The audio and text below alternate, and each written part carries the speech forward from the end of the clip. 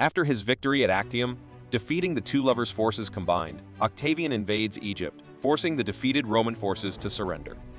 Antony, devastated by the loss and believing Cleopatra has either made a deal with Octavian or committed suicide, attempts to fall on his sword following Roman tradition. Yet, even in the face of death, fate denies him. His wounded body finds its way to Cleopatra, who, unbeknownst to him, is still alive and hiding in a mausoleum. In Cleopatra's embrace, Antony succumbs to his wounds. Meanwhile, she realizes that her lover's troops and protection are gone, leaving her and her beloved country at the mercy of Octavian. Faced with the prospect of being paraded as a captive through Rome, the proud Egyptian queen makes a daring choice. She takes her own life, legends say, through the bite of a poisonous Egyptian cobra. Rome emerges victorious, and the age of the pharaohs comes to an end. After the deaths of the legendary Cleopatra and Mark Antony, Octavian emerged as the victorious ruler of Rome.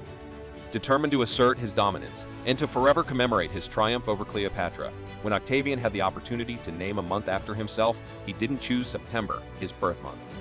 Instead, he opted for the 8th month, August, symbolizing Cleopatra's ultimate downfall. You see, Octavian Augustus desired to parade Cleopatra as a captive through the streets of Rome, in the tradition of victorious generals. But Cleopatra, preferring death over humiliation, took her own life. Octavian, now Augustus Caesar, the new emperor of Rome, attempts to consolidate his rule. However, one last threat remains Caesar and Cleopatra's son. In a cunning move, Octavian lures Caesarion to Alexandria with false promises of safety. Advised by his confidant to eliminate any rivals, Octavian plans the murder of Caesarion. Though the exact circumstances remain a mystery, it is believed Caesarion met his demise, allowing Octavian Augustus to gain absolute control over Egypt. Now, what happened to Cleopatra's other children? Well, following their parents' deaths, the 3 children were paraded through the streets of Rome, walking behind an effigy of their mother.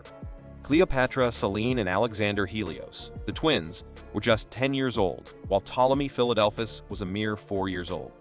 These children were then entrusted to the care of Octavia, their former stepmother.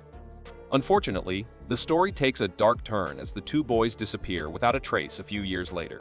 However, Cleopatra's daughter, Cleopatra Selene, finds herself marrying King Juba II of Mauritania.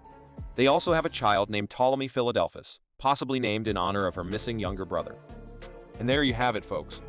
The dramatic and heartbreaking tale of Cleopatra, the Queen of Egypt, and the fate of her children. I hope you enjoyed this storytelling adventure through history. If you did, make sure to subscribe to our channel so you don't lose the next captivating story.